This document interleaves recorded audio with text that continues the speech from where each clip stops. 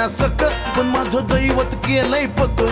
लय जीवनात खाल्ल्यात धक पण आता ती जाणवू द्यायना दुःख हा हा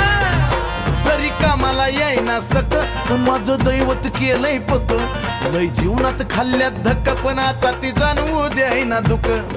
मायलेकराचं नात आपलं असंच कडला नेऊ ग नेऊ मायलेकराचं नात आपलं असंच कडला नेऊ ग नेऊ